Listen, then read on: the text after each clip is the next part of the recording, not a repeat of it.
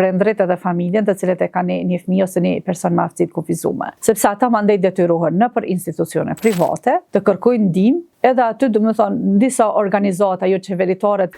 Tash në fakt edhe në Kosovë kemi një numër të konsiderueshëm të fëmijëve me aftësi të kufizuar dhe janë disa kategori. Domethënë edhe shpeshherë ndoshta nuk i njohim ne të gjitha kategoritë e aftësisë kufizuar. Ato që na bin sy ndoshta më shumti i shohim fëmijë që janë në karrocë, ose për shembull fëmijët me autizëm që është domethënë një pasqyrë më e theksuar, mirë po edhe kemi numër të konsiderueshëm të çrregullimeve të tjera, të kufizimeve të tjera që prindërit ose familja ballafaqohen edhe shoqëria me to. Normalisht sfida kryesore e këtyre familjeve është diagnostikimi. Domethënë kur ata për herë të parë e pranojnë, e marrin një lajm që fëmia e tyre, domethënë nëse është nga lindja ose qoftë edhe më vonë. Kur e marrin informatën prej profesionistit shëndetësor që fëmia diçka nuk është në rregull. Edhe janë disa faza që i përcjellin, ndoshta është mirë me bisedu, me diskutu për këtë. Faza e parë, cilën ata e përjetojnë, është faza e mohimit. E kanë të vështirë me e pranu që me të vërtet diçka nuk është në rregull me fëmijën e tyre. Edhe kjo fazë, domethënë, në këtë fazë personi mundet me mendu që jo, ndoshta nuk është e vërtet, nuk është e mundur, ose pse bashkë mua nuk e ka meritu. Varësisht, domethënë, pas kësaj faze vjen një pjesë e pranimit pjesërisëm ne e quajmë. Domethënë, kur e shet që fillon me e pranu që s'është diçka në rregull me fëmijën e tij ose të saj, edhe në këtë fazë mandej fillon me zhvillu ndjenja. Domethënë, ndonjëherë zhvillojnë depresion, domethënë ndonjëherë mund të jetë faza ose edhe e zemërimit një jetë ndryshe. Në këtë fazë individet hidhrohen edhe zemërohen me çdo kënd që e kanë rreth vetes. Mund zemërohen për çato, domethënë ne shohim që shpeshherë kanë konflikte edhe me personelin shëndetësor, si rezultat i vështirësisë së pranimit të realitetit.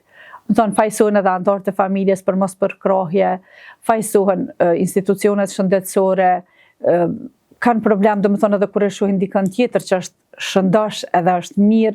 Janë disa faza, domethënë disa elemente që ata i përjetojnë gjatë kësaj faze, por në thelb, domethënë në brendi është ndjenja e fajit që ata e posedojnë në raport me fëmijën e tyre. Domethënë shpeshherë në thellësi të tyre, domethënë është një ndjenje fajit çka kam bënë diçka gabim, që fëmia jem është në këtë gjendje të tillë apo tjetri.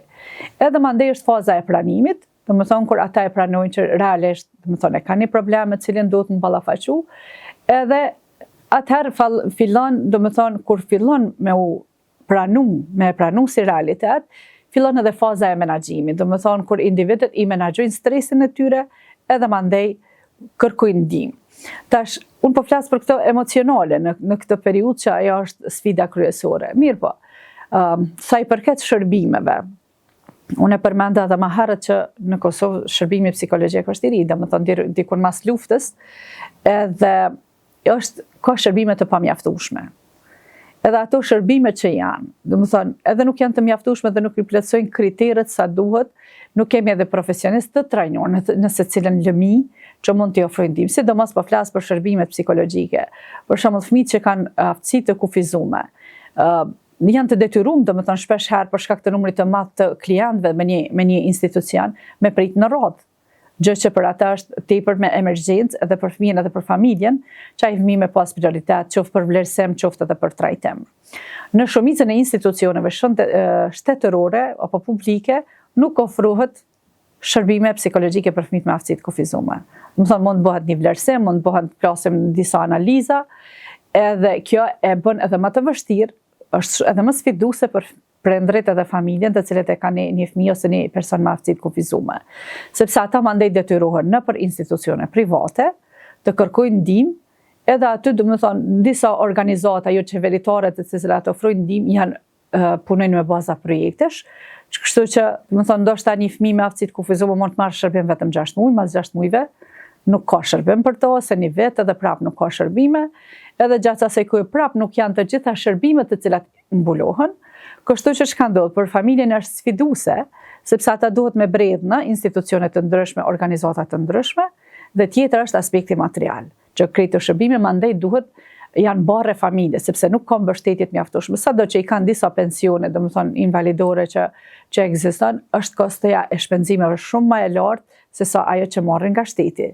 Dhe prindrit domethënë detyrohen që mandej me kërku qoftë ndihma materiale dikun, ose ka prej atyre që s'kërkojnë ndihmë edhe fëmia mbetet pa i marrë shërbimet e duhura. Shpesh herë, domethënë, ne duke e parë se gjendja ekonomike sa është vështirësuar në trojet tona, ne e dimë që domethënë shpesh herë pa punu të dy çiftet, domethënë pa punu edhe burri dhe gruaja, është e vështirë me mbjetu gjendjen materiale. Mirë, për në këtë raste, dikujt i bie barra më shumë se dikush do të më kujdes për fëmijët, sepse nuk ka asistent, domethënë person për fëmijët me aftësi të kufizuar që i përcjellet. Dhe në këtë rast, roli më i madh dhe përgjegjësia më e madhe i bie nënës. Babaja merr përgjegjësinë që mundu me siguru aspektin material, ndërsa nëna domethënë qoftë nëse ka pas edhe një karrierë të bujshme apo synime për zhvillim në karrierë, ato domethënë stagnohen, edhe nëna është ajo që kujdeset, domethënë komplet kujdesin edhe barrën e kujdesin ndaj fëmijës e merr ajo vet. Kështu që domethënë edhe kjo është një sfidë shtesë me të cilën ballafaqohen familja.